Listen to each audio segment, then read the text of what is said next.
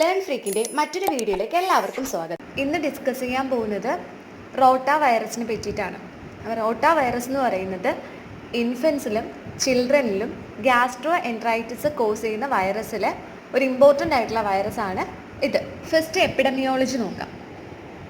Rota വൈറസിനെ first identify ചെയ്തത് 1973 ഒരു ഡയേറിയൽ കേസിൽ നിന്നാണ്.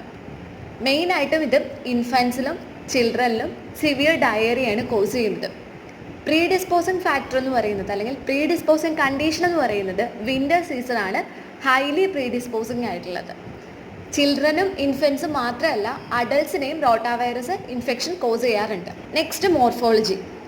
റോട്ടാ വൈറസ് എന്ന് പറയുന്ന റോട്ട അതെന്ന് പറയുന്ന ഒരു ലാറ്റിൻ വേർഡാണ്. എൻ്റെ മീനിങ് എന്ന് പറയുന്നത് വീൽ.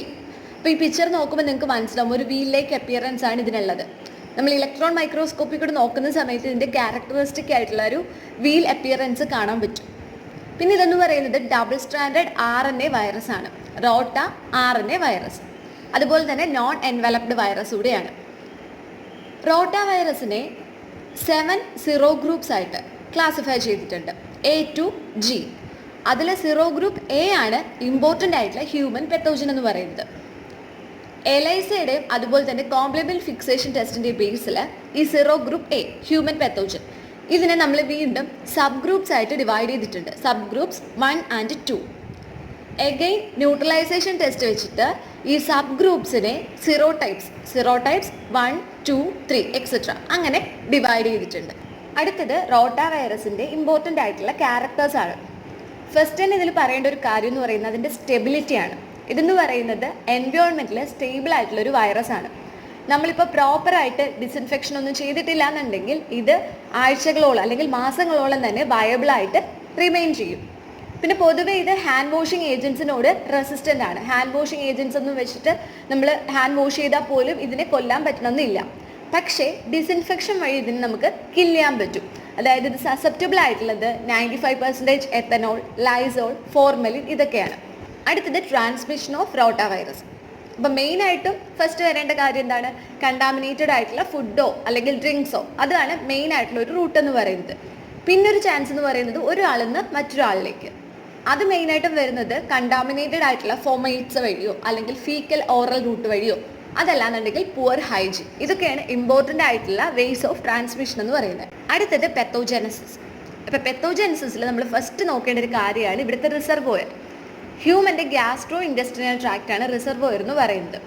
പിന്നെ ഇത് സ്പ്രെഡ് ചെയ്യാൻ ചാൻസ് കൂടുതലെന്ന് പറയുന്നത് ഡിസീസ് സ്റ്റാർട്ട് ചെയ്യുന്നതിന് 2 ദിവസം മുമ്പോ അല്ലെങ്കിൽ ഡിസീസ് സ്റ്റാർട്ട് ചെയ്ത് കഴിഞ്ഞിട്ട് 10 ദിവസം കഴിഞ്ഞിട്ടോ. ഇതാണ് ഏറ്റവും കൂടുതൽ കമ്മ്യൂണിക്കബിലിറ്റി എന്ന് പറയുന്നത്. അപ്പോൾ വൈറസ് നമ്മൾ മുമ്പ് ട്രാൻസ്മിഷനിൽ പറഞ്ഞില്ലേ, ആ റൂട്ട്സ് വഴി എന്ത് ചെയ്യും? ബോഡിയിലേക്ക് എൻ്റർ ചെയ്യും, മൗത്ത് വഴി എൻ്റർ ചെയ്യും. എന്നിട്ട് ഇത് നേരെ സ്മോൾ ഇൻറ്റസ്റ്റൈനിലെത്തും. എന്നിട്ട് അവിടെ എത്തിയിട്ട് വില്ലയാണ് ഇൻഫെക്റ്റ് ചെയ്യുന്നത്, സ്മോൾ ഇൻറ്റസ്റ്റൈനിലെ വില്ലയിൽ. അപ്പോൾ ഇവിടുത്തെ പ്രത്യേകത എന്ന് പറയുന്നത് ഗ്യാസ്ട്രിക് ആൻഡ് കൊളോണിക് മ്യൂക്കോസയിൽ ഇൻഫെക്ഷൻ കോസ് ചെയ്യില്ല. അപ്പോൾ ഇത് സ്മോൾ ഇൻറ്റസ്റ്റൈനിൽ എത്തിക്കഴിഞ്ഞിട്ടുണ്ടെങ്കിൽ VP4 വെച്ചിട്ട് നമ്മൾ മോർഫോളജിയിൽ കണ്ടു, VP4 വെച്ചിട്ട് എൻട്രോസൈറ്റിൽ അറ്റാച്ച് ചെയ്യുന്നു. സ്മോൾ ഇൻറ്റസ്റ്റൈനിൽ എൻട്രോസൈറ്റിൽ അറ്റാച്ച് ചെയ്യുന്നു. അറ്റാച്ച്മെൻറ്റ് കഴിഞ്ഞിട്ട് എന്താ നെക്സ്റ്റ് സ്റ്റെപ്പ്? മൾട്ടിപ്ലിക്കേഷൻ അല്ലേ. അപ്പോൾ മൾട്ടിപ്ലൈ ചെയ്യുന്നത് എൻട്രോസൈറ്റിലെ സൈറ്റോപ്ലാസത്തിലാണ്. എന്നിട്ട് അതിൻ്റെ ട്രാൻസ്പോർട്ട് മെക്കാനിസംസിനൊക്കെ തന്നെ ഡാമേജ് ഉണ്ടാക്കുന്നു. അടുത്ത സ്റ്റെപ്പ് എന്ന് പറയുന്നത് ലാർജ് ക്വാണ്ടിറ്റി വൈറസിനെ എന്ത് ചെയ്യും? റിലീസ് ചെയ്യും. അതിൻ്റെ റിസൾട്ടായിട്ട് അത് സ്റ്റൂളിന് അപ്പിയർ ചെയ്യുകയാണ് ചെയ്യുന്നത്. അപ്പോൾ വൈറൽ എക്സ്ക്രീഷൻ എന്ന് പറയുന്നത് ഏകദേശം ഒരു 2 to 12 days വരെ ലാസ്റ്റ് ചെയ്യും. വൈറീമിയ എന്ന് പറയുന്നത് അൺകോമൺ ആണ് ഇതിൻ്റെ ഒരു കണ്ടീഷനിൽ. ഇനി അടുത്തത് ക്ലിനിക്കൽ ഫീച്ചേഴ്സ്. ക്ലിനിക്കൽ ഫീച്ചേഴ്സിൽ first incubation period 1 to 3 days. ഇതിൽ ക്ലിനിക്കൽ മാനിഫെസ്റ്റേഷൻസ് കുറച്ച് കാര്യങ്ങൾ, അതായത് മെയിനായിട്ട് 2 കാര്യങ്ങളാണ് ഡിപ്പെൻഡ് ചെയ്തിരിക്കുന്നത്. ഒന്ന്, ഇത് ആദ്യമായിട്ട് വരുന്ന ഇൻഫെക്ഷൻ ആണോ അല്ലെങ്കിൽ റീ ഇൻഫെക്ഷൻ ആണോ. മെയിനായിട്ടുള്ള ക്ലിനിക്കൽ ഫീച്ചേഴ്സ് എന്ന് പറയുന്നത് ബ്ലഡോ അല്ലെങ്കിൽ ല്യൂക്കോസൈറ്റ്സോ ഇല്ലാത്ത വാട്ടറി ഡയറിയ. പിന്നെ ഫീവർ ഉണ്ടാവാം. അതെന്ന് പറയുന്നത് ചിലപ്പോൾ ഹൈ ഗ്രേഡ് ഫീവറായിട്ട് മാറാം. എബ്ഡോമിനൽ പെയിൻ ഉണ്ടാവും, വോമിറ്റിംഗ് ഉണ്ടാവും.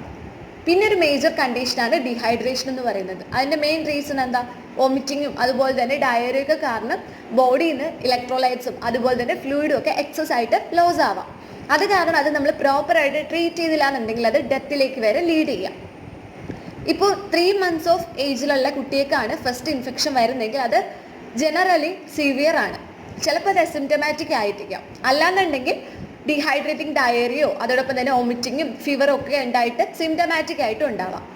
കോമൺ ആയിട്ടും ഈ ഗ്യാസ്ട്രോ ഇൻഡസ്ട്രിയൽ സിംറ്റംസ് എന്ന് പറയുന്നത് സാധാരണയായിട്ട് ഒരു 3 to 7 ഡേയ്സിനുള്ളിൽ റിസോൾവ് ചെയ്യാറാണ് പതിവ്. ഈ പിക്ചറിൽ കാണിച്ചിരിക്കുന്നത് ഇപ്പോൾ പറഞ്ഞില്ലേ 3 months ഉള്ള കുട്ടിക്കാണ് ഫസ്റ്റ് ഇൻഫെക്ഷൻ വരുന്നതെങ്കിൽ അവർക്കുണ്ടാവുന്ന മെയിനായിട്ടുള്ള ആ ഒരു ക്ലിനിക്കൽ മാനിഫെസ്റ്റേഷൻസ് ആണ്. അടുത്ത് നോക്കാനുള്ളത് കോംപ്ലിക്കേഷൻസ് ആണ്. മെയിനായിട്ടും റോട്ടാ വൈറസ് ഇൻഫെക്ഷൻ വന്നിട്ടുണ്ടെങ്കിൽ വരാവുന്ന കോംപ്ലിക്കേഷൻസ് എന്ന് പറയുന്നത് ഒന്ന് ഡീഹൈഡ്രേഷൻ, പിന്നെ അതുവഴി ഇലക്ട്രോലൈറ്റിൻ്റെ ബാലൻസ് ലോസ് ആവുക, മെറ്റബോളിക് എസിഡോസിസ്, പിന്നെ സിവിയർ ക്രോണിക് ഡയേറിയ. അടുത്ത കാര്യം എന്ന് പറയുന്നത് ഇമ്മ്യൂണോ ഡെഫിഷ്യൻ്റ് ആയിട്ടുള്ള ചിൽഡ്രനിലാണെന്നുണ്ടെങ്കിൽ അത് സിവിയർ ആയിട്ടുള്ള പെർസിസ്റ്റൻറ്റ് ഡിസീസിലേക്ക് ലീഡ് ചെയ്തേക്കാം.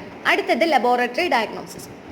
ലാബ് ഡയഗ്നോസിസിൽ മെയിനായിട്ടും ചെയ്യുന്ന മെത്തേഡ്സ് എന്ന് പറയുന്നത് ഒന്ന് സിറോളജി. ഇപ്പോൾ സിറോളജി മെയിനായിട്ടും ചെയ്യുന്നത് എപ്പിഡമിയോളജിക് സ്റ്റഡീസിനാണ്. അതിൽ ആൻറ്റിജൻ ഡിറ്റക്ട് ചെയ്യും, ആൻറ്റിബോഡിയും ഡിറ്റക്ട് ചെയ്യും. ആൻറ്റിജൻ ഡിറ്റക്ട് ചെയ്യുന്നത് സ്റ്റൂളിലും ആൻറ്റിബോഡി സിറത്തിലുമാണ്. പിന്നെ മോളിക്കുലാർ മെത്തേഡ്സ് ഇലക്ട്രോൺ മൈക്രോസ്കോപ്പി ചെയ്യുമ്പോഴാണ് നമുക്കതിൻ്റെ ക്യാരക്ടറിസ്റ്റിക് ആയിട്ടുള്ള ആ വീൽ അപ്പിയറൻസ് കാണാൻ പറ്റുന്നത്. പിന്നെ കൾച്ചറിൽ നമ്മൾ ഫസ്റ്റ് പറഞ്ഞില്ലേ ഹ്യൂമൻ പാത്തോജൻ ഏതാണ്? ഗ്രൂപ്പ് എ ആണ്. Group A rota virus. അതിന് നമുക്ക് മങ്കി കിഡ്നി സെൽ ലൈൻസിൽ കൾച്ചർ ചെയ്യാം. ഫസ്റ്റ് നമുക്ക് ആൻറ്റിജൻ ഡിറ്റക്ഷൻ നോക്കാം. ആൻറ്റിജൻ ഡിറ്റക്ട് ചെയ്യുന്നത് സ്റ്റൂളിലാണ്. അപ്പോൾ അത് ഡിറ്റക്ട് ചെയ്യാൻ യൂസ് ചെയ്യുന്ന മെത്തേഡ്സ് എന്ന് പറയുന്നത് ഒന്നുകിൽ എലൈസർ യൂസ് ചെയ്യാം, അല്ലെങ്കിൽ latex agglutination, immuno chromatography case. ഇതൊക്കെയാണ് മെയിനായിട്ടും ആൻറ്റിജൻ ഡിറ്റക്ട് ചെയ്യാനായിട്ട് യൂസ് ചെയ്യുന്നത്. Next antibody detection. ആൻറ്റിബോഡി നമ്മൾ ഡിറ്റക്ട് ചെയ്യുന്നത് എലൈസർ വെച്ചിട്ടാണ്. എലൈസർ വെച്ചിട്ട് ഡിറ്റക്ട് ചെയ്യുമ്പോൾ നമുക്ക് ടൈറ്ററിൽ എന്തെങ്കിലും റൈസ് വന്നിട്ടുണ്ടെങ്കിൽ അതിനെ കൂടെ എസ്റ്റാബ്ലിഷ് ചെയ്യാൻ പറ്റും. എയർലി ഡയഗ്നോസിസിനായിട്ട് നമുക്ക് വൈറസിനെ സ്റ്റൂളിൽ ഡിമോൺസ്ട്രേറ്റ് ചെയ്യാം. അതുപോലെ തന്നെ ഇലക്ട്രോൺ മൈക്രോസ്കോപ്പി വെച്ചിട്ടാണെന്നുണ്ടെങ്കിൽ നമുക്ക് കുറച്ചും കൂടി ഐഡൻറ്റിഫിക്കേഷൻ ഈസി ആക്കാൻ പറ്റും. പിന്നെ മറ്റൊരു മോസ്റ്റ് സെൻസിറ്റീവ് മെത്തേഡാണ് ജീനോടൈപ്പിംഗ്. അടുത്തത് ട്രീറ്റ്മെൻറ്റിൽ ശ്രദ്ധിക്കേണ്ട ഒരു കാര്യം എന്ന് പറയുന്നത് സിവിയർ ആയിട്ടുള്ള ഡയറിയ വന്നിട്ട് ബോഡിയിൽ നിന്ന് വാട്ടറും അതുപോലെ തന്നെ ഇലക്ട്രോലൈറ്റ്സും ഒക്കെ എക്സസ് ആയിട്ട് ലോസ് ആയിട്ടുണ്ടാകും. അപ്പോൾ അതിന് ഫസ്റ്റ് പ്രോപ്പറായിട്ട് ബാലൻസ് ചെയ്യാൻ നോക്കുക. അപ്പോൾ ഇത് പ്രോപ്പറായിട്ട് നമുക്ക് ബാലൻസ് ചെയ്യാൻ അല്ലെങ്കിൽ കറക്റ്റ് ചെയ്യാൻ പറ്റിയില്ല എന്നുണ്ടെങ്കിൽ അത് എസിഡോസിസിലോട്ടും ഷോക്കിലോട്ടും അല്ലെങ്കിൽ ഡെത്തിലോട്ടും വരെ ലീഡ് ചെയ്തേക്കാം. അപ്പോൾ അതിന് എഫക്റ്റീവ് ആയിട്ടുള്ള ഒരു തെറാപ്പി നമുക്ക് വേണം. അതിനായിട്ടുള്ളതാണ് O.R.S എന്ന് പറയുന്നത്. ഇപ്പോൾ സിവിയർ ആയിട്ടുള്ള ഡീഹൈഡ്രേഷൻ ആണെന്നുണ്ടെങ്കിൽ നമുക്ക് കൺട്രോൾ ചെയ്യാം. O.R.S വെച്ചിട്ടും കൺട്രോൾ ചെയ്യാൻ പറ്റാത്തതാണെന്നുണ്ടെങ്കിൽ അതിന് പാരൻ്ററലായിട്ട് നമ്മൾ ഫ്ലൂയിഡ് കൊടുക്കേണ്ടി വരും. UNICEF or WHO അപ്രൂവ് ചെയ്തിട്ടുള്ള O.R.S കണ്ടൻസ് ആണ് ഈ കൊടുത്തിരിക്കുന്നത്. അപ്പോൾ മെയിനായിട്ട് വേണ്ട കണ്ടൻസ് എന്ന് പറയുന്നത് ഒന്ന് 3.5 grams സോഡിയം ക്ലോറൈഡ്. ഇത് 1 ലിറ്ററിലേക്കുള്ള എമൗണ്ട് ആണ്.